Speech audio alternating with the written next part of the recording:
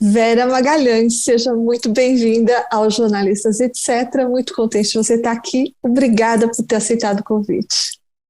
Eu é que agradeço pelo convite, Thaís, uma oportunidade da gente conversar um pouquinho sobre jornalismo, sobre a nossa trajetória, a nossa profissão e também de matar a saudade de você, né? Então, um convite muito bem-vindo. Referência no jornalismo político, Vera Magalhães foi repórter, pauteira, editora e esteve à frente de duas das colunas mais influentes na política brasileira, o Painel da Folha de São Paulo e o Radar da Veja.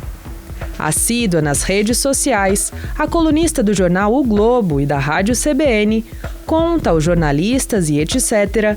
que deixou de interagir com quem a ataca nas redes apenas para se destacar e revela seus planos para o futuro. Seguir como âncora do Roda Viva durante a eleição de 2022 e tirar um bom sabático para comemorar os 30 anos na linha de frente da cobertura política do Brasil.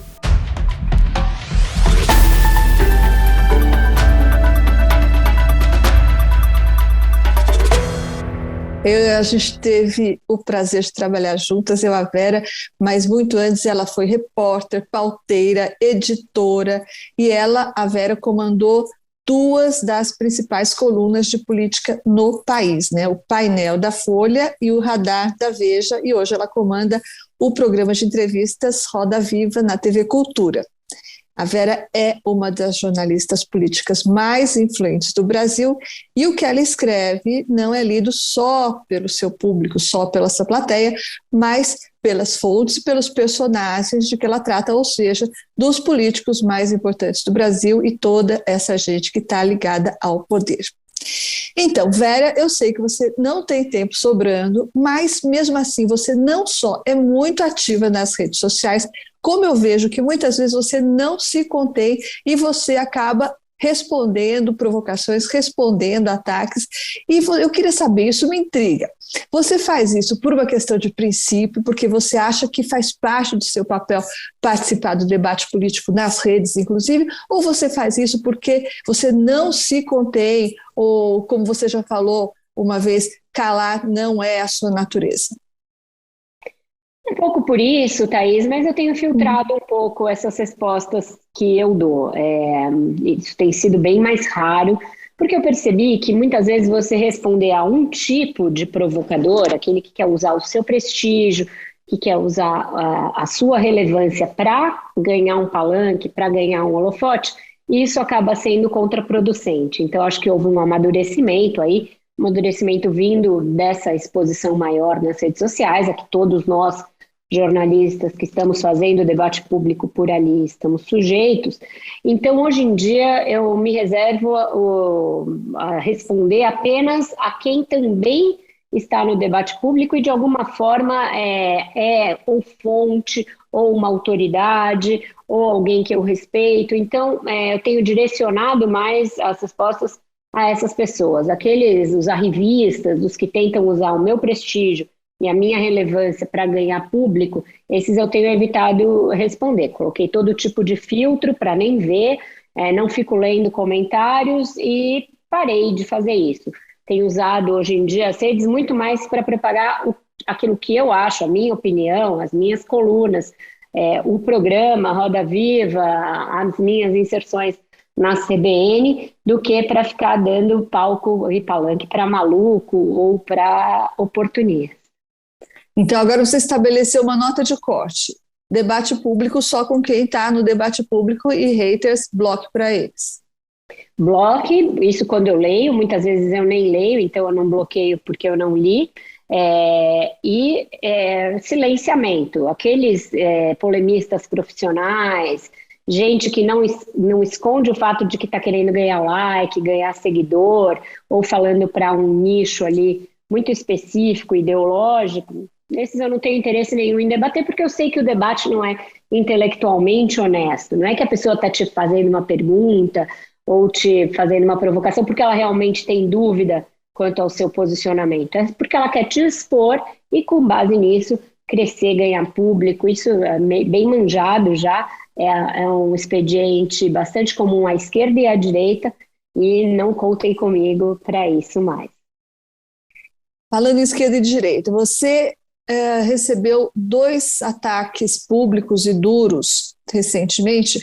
Um muito notório que veio do presidente Bolsonaro, quando daquele episódio que você divulgou que ele havia publicado um WhatsApp chamando para aquela convocação lá em 2020, né, que era contra o Congresso e tudo mais, e ele te atacou nominalmente e te chamou, disse que você não era da laia dele, enfim, um episódio muito público e notório. E outro mais recente, que eu acredito que tenha partido, talvez, da esquerda, você me corrija se eu estiver errada, que foi naquele episódio em que você foi acusado de xenofobia por causa de uma declaração sobre hospitais do Nordeste. Conta pra gente que lição você tirou sobre esquerda, direita, sobre haters e sobre redes sociais nesses 2 episódios, Vera? Eu acho que são 2 episódios de natureza um pouco diversa, né? O primeiro é o mais grave, é o presidente da República em pessoa, usando palácios oficiais e usando solenidades públicas para atacar uma jornalista, uma pessoa física, no caso a mim, mas não foi só a mim, ele faz isso reiteradamente com várias colegas nossas, em algo que eu tinha comprovação, uma reportagem que eu publiquei, da qual eu tinha várias comprovações, e ele faz um desmentido dessa reportagem usando um falseamento absurdo da realidade, porque ele diz que eu me referia a postagens e a envios dele por WhatsApp de 2015, quando, na verdade, os vídeos que ele encaminhou do WhatsApp dele, que tinha o brasão da Presidência da República, para pessoas que me enviaram e que eu chequei o número, então todos os procedimentos de reportagem ali cumpridos, era claramente daquele ano, 15 de março de 2020, não de 2015, porque tinha cenas da facada que ele sofreu, cenas da posse dele, acenando ali na posse, só se ele fosse um vidente, fosse uma espécie de Chico Xavier em 2015, para ter aquelas imagens. Então era um desmentido sem pé nem cabeça, feito com uma truculência muito grande, usando o palácio, portanto, usando o cargo da presidência da República, a investidura da presidência da República para fazer um ataque pessoal e um desmentido sem pé nem cabeça. Ali, ele abriu a porteira para aqueles haters todos, bolsonaristas, fanáticos, irem atrás da escola dos meus filhos, irem atrás de informações da minha vida pessoal, para um emissário dele, que é o deputado Douglas Garcia, ir até a Fundação Padre Anchieta requisitar o meu contrato com a TV Cultura e divulgar valores absurdos, fazendo uma soma de 3 anos de contrato, como se eu recebesse aquilo de uma vez só para atacar o presidente. Então esse é um episódio que eu quase pedi aumento lá quando eu vi aquilo. Então, esse é um episódio que eu reputo de uma gravidade institucional muito grande. Esse outro é uma daquelas ocasiões em que as redes sociais aproveitam supostos deslizes dos jornalistas para crucificá-lo. E foi aproveitado, de fato, mais pela esquerda, embora eu acho que a gênese tenha sido no meio bolsonarista. Então, você veja que quando a ideia é desqualificar a imprensa, às vezes os 2 lados se encontram, né? Não vou dizer que se equivalem, porque justamente o que o bolsonarismo faz é de uma natureza muito mais agressiva e institucionalizada, mas se encontram ali nos métodos, muitas vezes. O que eu disse naquela ocasião era uma participação minha no Jornal da Cultura, em que eu disse que tinha conversado com a direção do Hospital Sírio-Libanês e eles, naquele momento, estavam fazendo intubação de pessoas no quarto, que é um expediente que eles nunca tinham feito, porque não havia mais vaga nem na UTI, nem na semi-intensiva. E o que eu disse, se isso está acontecendo num hospital da elite paulistana, imagine o que está acontecendo em outros hospitais da rede pública por aí afora, e aí eu citei o Nordeste do Brasil, porque a gente sabe, e aí é uma questão de constatação de um dado, é um dado objetivo da realidade, e não nenhum juízo de valor a respeito de naturalidade, de CPF, de CEP, quer dizer, de nada, a gente sabe que as condições de um hospital da elite paulistana são diferentes daquelas dadas para o sistema público de saúde. Infelizmente, é uma realidade brasileira, não é uma realidade da qual eu me orgulho e nem que eu defenda.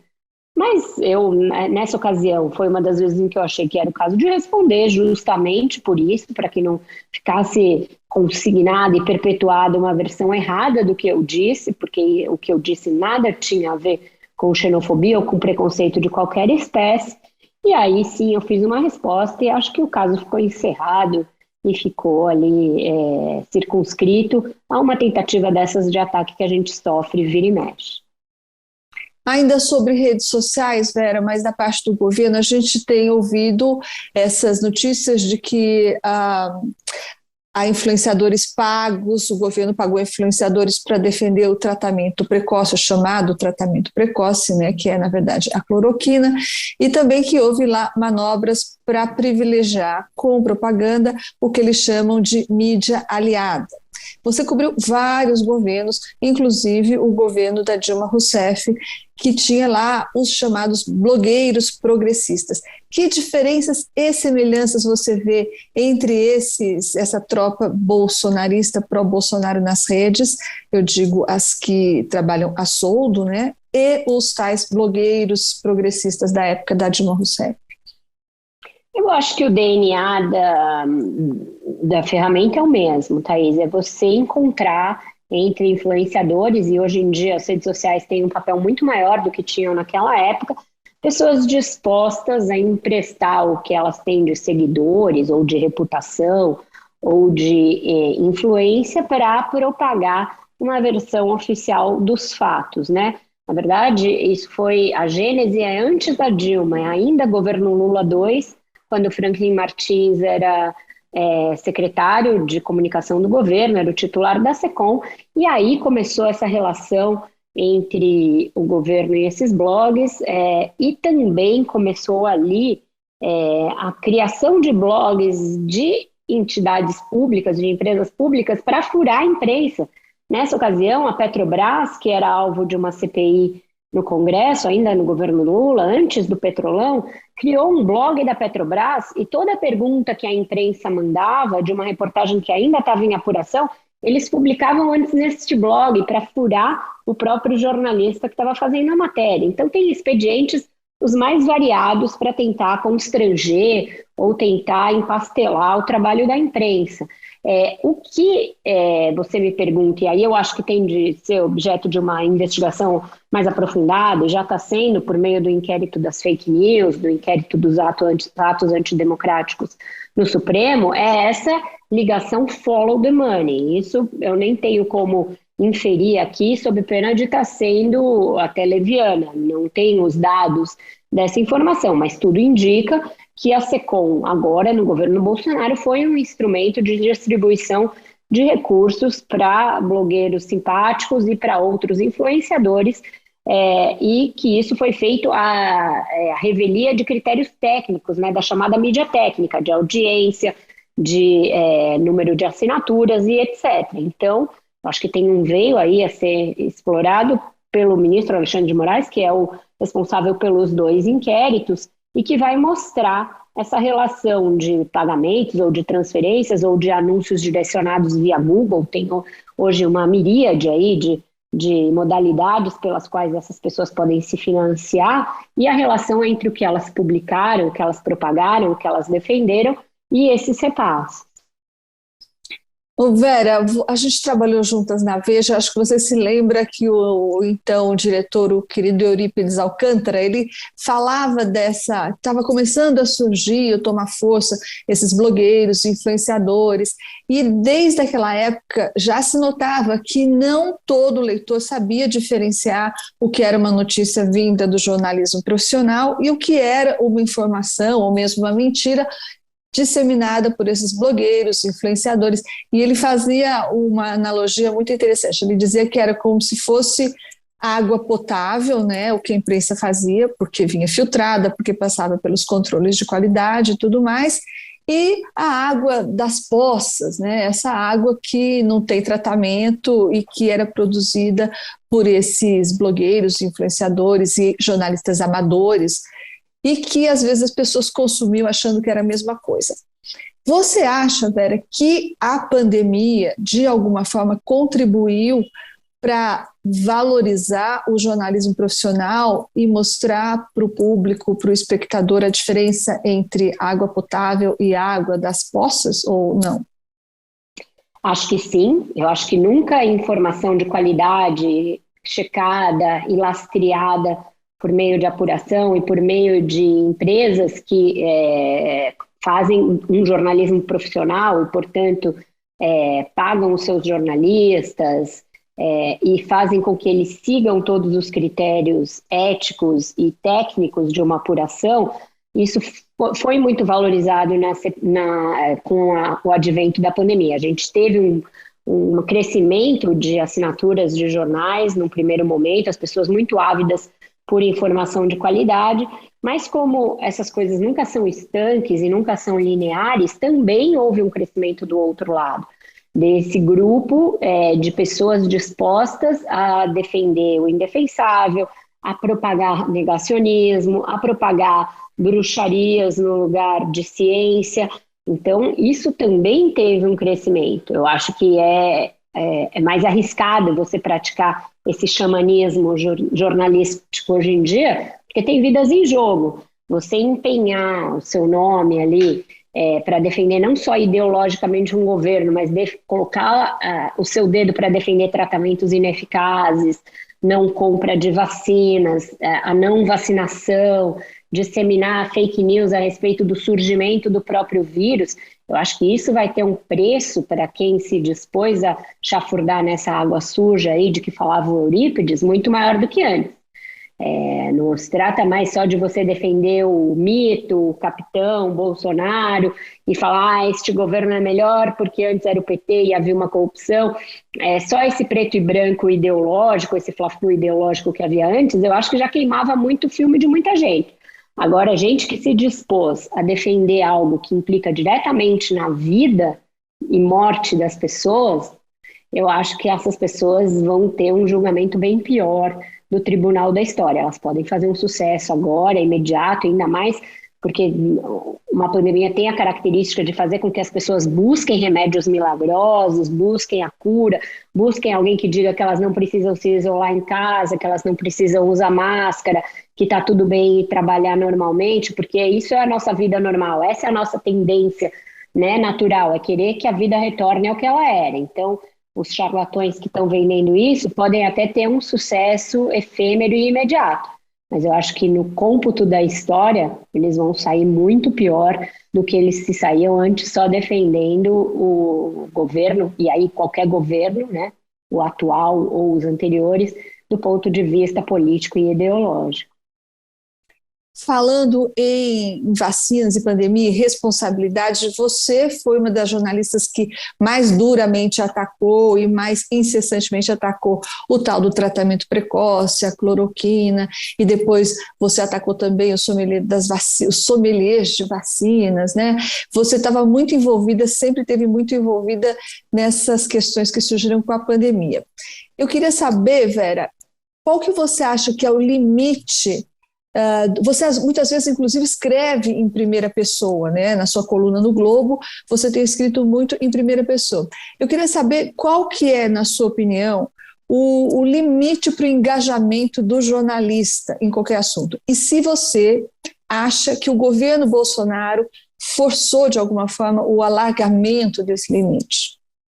Acho que alargou, e não é um fenômeno exclusivo do Brasil, eu acho que é um fenômeno mundial, depois do surgimento desses líderes de corte populista, e aí podem ser de direita ou de esquerda, mas que fazem um largo uso das redes sociais para minar o jornalismo profissional e para minar a imprensa. Eu acho que isso forçou, do outro lado, a que a imprensa reagisse institucionalmente por meio de entidades como a Abrage, a ABI, que têm sido elas também mais vocais, institucionalmente por meio de empresas, porque as empresas antes também não eram tão proativas em detectar fake news, em dizer que governantes estão mentindo, né, sem dourar a pílula. Então, eu acho que tem um alargamento do espectro em todos os lados. E aí também dos jornalistas e principalmente dos jornalistas que são colunistas, que trabalham com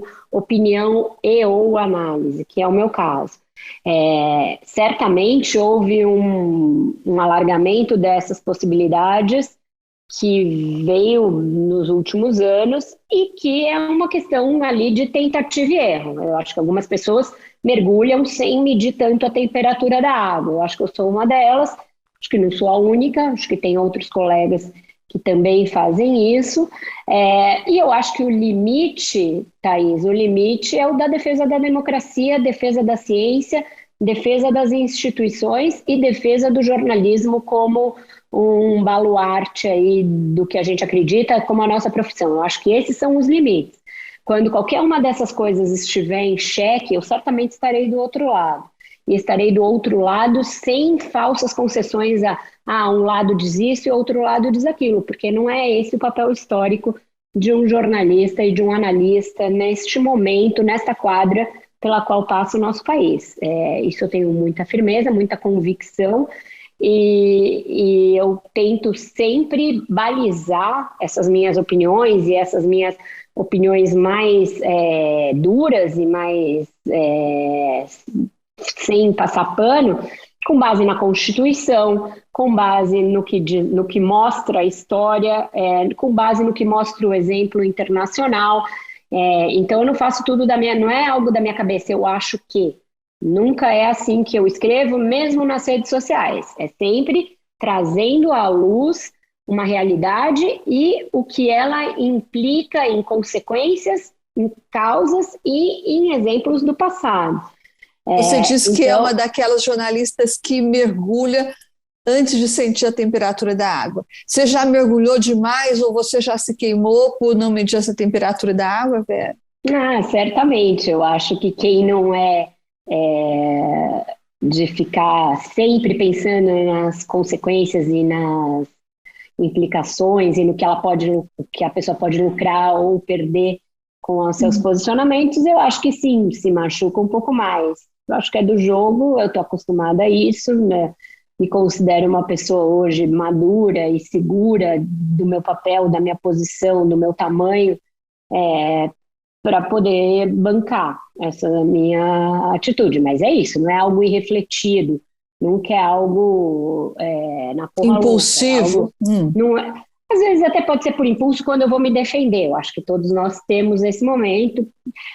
Mas não, o fato de eu estar hoje me posicionando muito mais e mostrando que tem limites, tem uma risca no chão da qual você não pode passar, sob pena de você perder a sua humanidade, perder os seus valores, perder os seus princípios, isso é muito refletido e é muito embasado na minha experiência jornalística, embasado na minha experiência de vida, embasado nos meus próprios valores, nas minhas leituras, no que eu vejo da realidade internacional e no que eu acredito que seja o papel da imprensa num momento tão desafiador como esse que a gente vive, que é um momento realmente de muito risco institucional, risco democrático, risco de retrocessos em múltiplas áreas do Brasil, que vão de direitos humanos a meio ambiente, que vão de cultura a educação, que vão de saúde a questões básicas ali.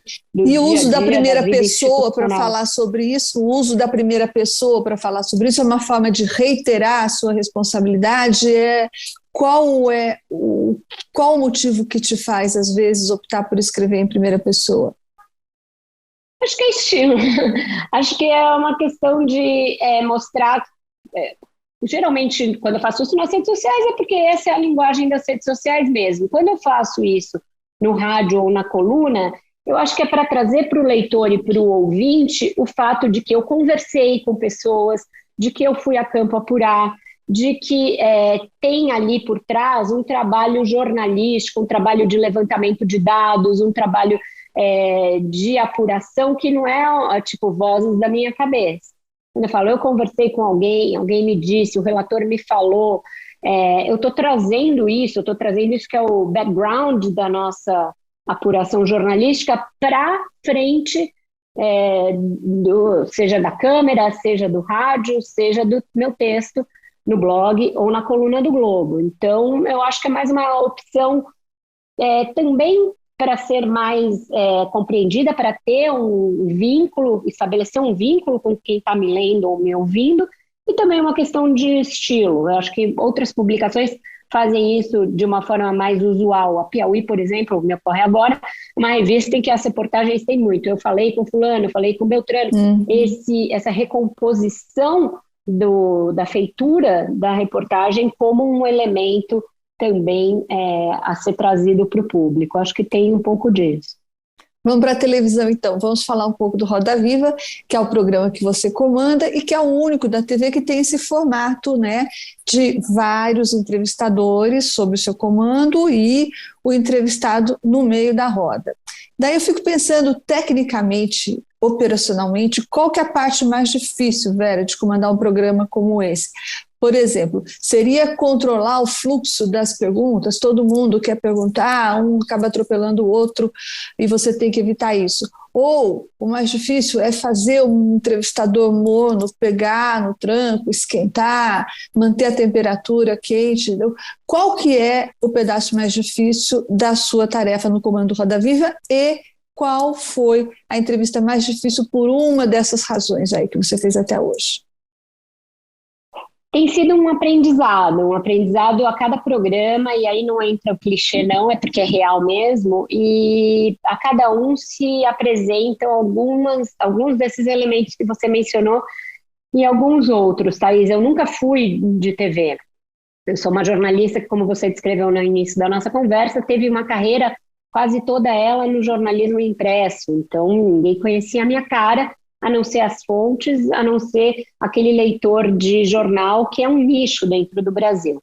A minha guinada profissional veio depois que eu saí da Veja, e aí eu fiz 2 movimentos simultâneos que impulsionaram essa nova fase, que foi ir para o rádio, no caso, primeiramente para a Jovem Pan, que tem uma coisa de imagem muito forte, uma presença de vídeo muito forte, já tinha nessa ocasião, e ir para o Meninas do Jô. Fiz a última temporada do Meninas do Jô, quase inteira, ali no segundo semestre de 2016, e aí começou o meu contato com essa mídia em que você se expõe mais, você expõe mais a sua cara, você expõe mais a sua voz.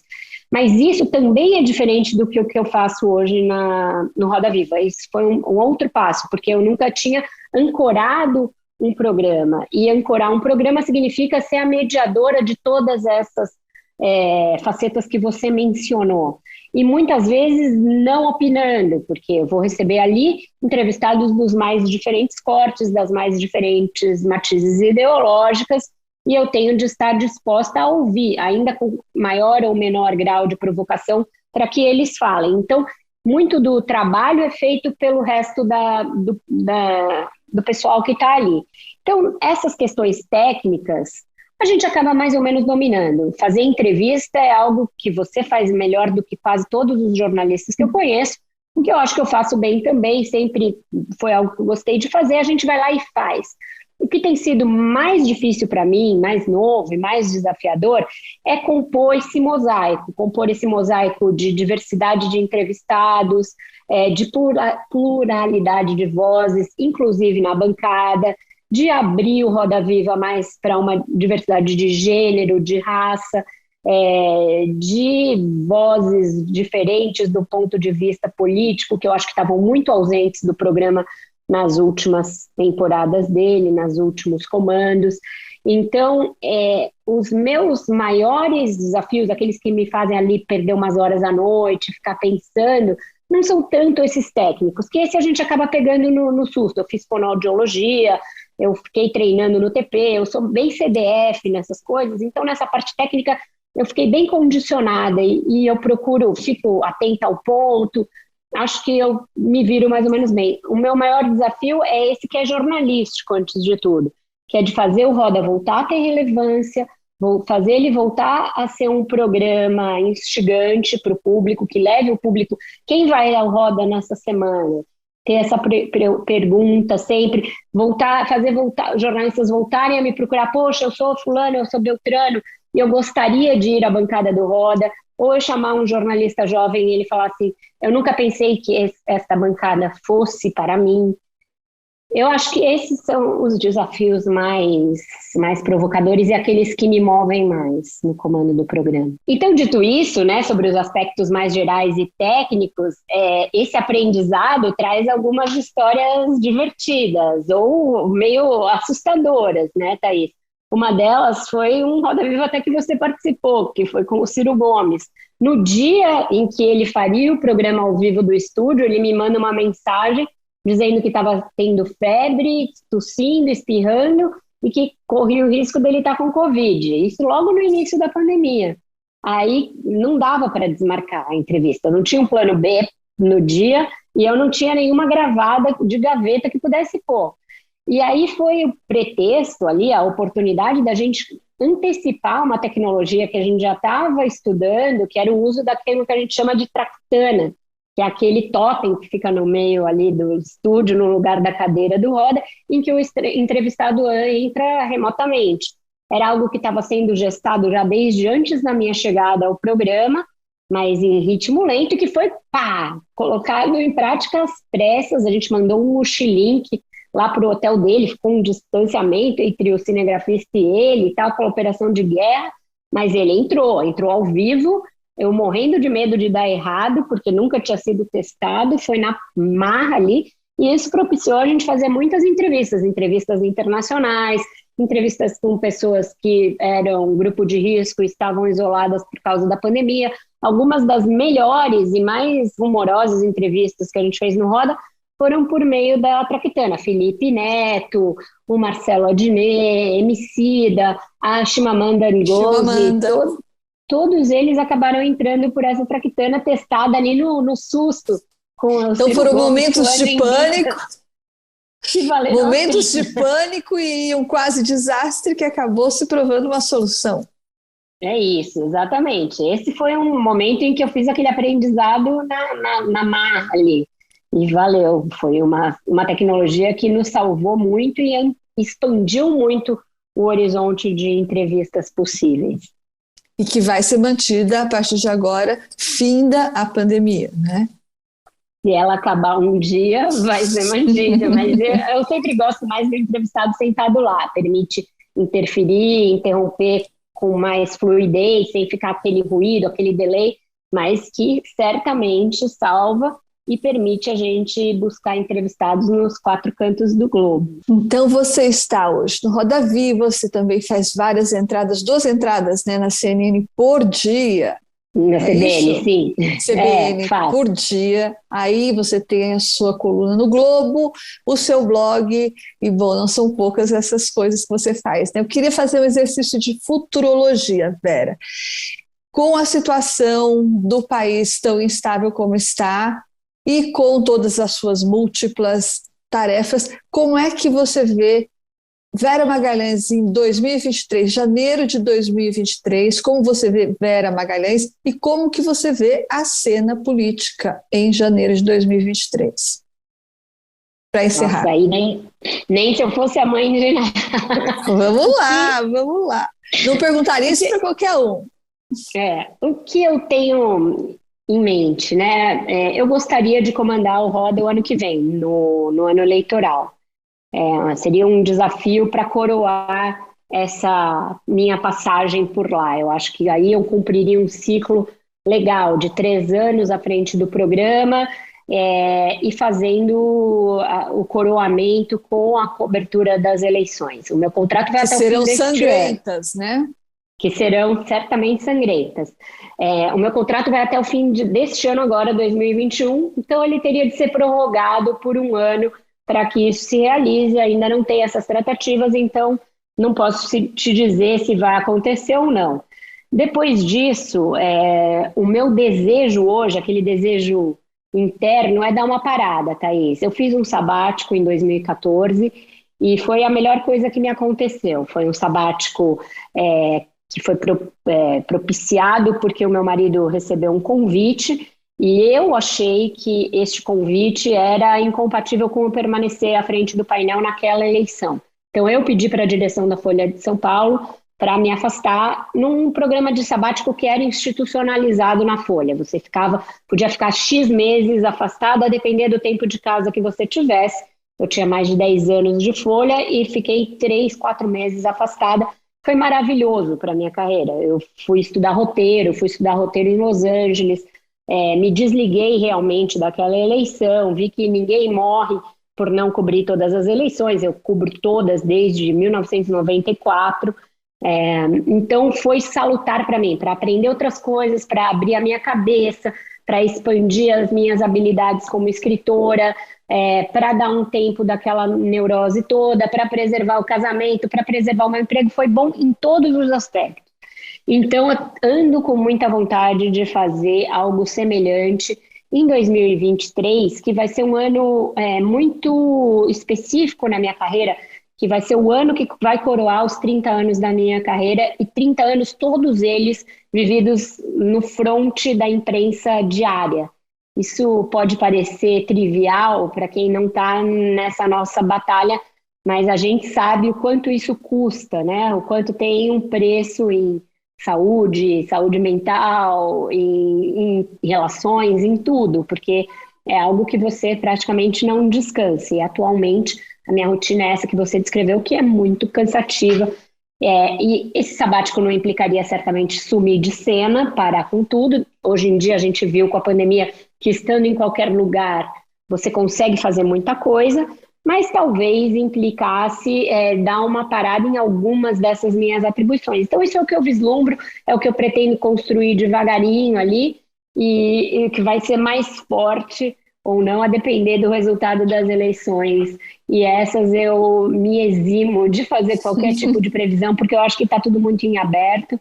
Não é clichê o fato de que 1 ano e 3 meses para uma eleição é tempo demais, ainda mais com a quantidade de questões ainda em aberto que a gente tem no cenário. Quem será e se haverá terceira, quarta, quinta vias no processo, se o ex-presidente Lula de fato estará habilitado a disputar, ou se algum dos outros processos que vão ser reabertos contra ele terá andado a tempo de inabilitá-lo, se ele vai realmente, e eu acho que ele vai, porque é da natureza dele, se apresentar como candidato, ou se vai abrir mão em nome de uma concertação ou algo do gênero, um candidato mais palatável. Não acho que vai acontecer, mas é uma possibilidade que alguns atores políticos colocam. Se o presidente Bolsonaro terá ou não sofrido impeachment, e aí eu acho que não terá, acho que ele vai concluir o mandato dele. Se o resultado das eleições será aceito por todos, ou se haverá alguma tentativa de empastelamento do pleito, que eu acho que não é um cenário descartado. Então tem muitas condicionantes e muitas variáveis para a gente tentar vislumbrar o que vai ser janeiro de 2023. Eu nem vou me arriscar. Eu deixo aí esse spoilerzinho do aspecto pessoal, o que eu penso em fazer da minha carreira até lá, mas quanto ao cenário político, eu não me atrevo, pessoal, não. Eu invejei muito esse seu projeto, Vera. Então, um projeto de se distrair. Alguma universidade que nos aceite. Vamos estar exige algumas condições, né? Se fosse só querer, eu estava nessa agora mesmo. Vera Magalhães, muito obrigada, muita sorte no seu delicioso projeto de um ano sabático que você bem merece, e eu quero que você volte para a gente se atualizar a respeito desses projetos e do cenário do Brasil. Obrigada, Vera. Um beijo para você. Obrigada a você, um beijo grande, muito sucesso com o programa, que é muito importante nessa mesma tentativa aí de mostrar para o público o que é o jornalismo, sem as demonizações de que a gente é vítima aí no dia a dia. É muito relevante. Parabéns. É isso aí. Obrigada, Vera. Beijo, querida. Beijo grande. Tchau, tchau.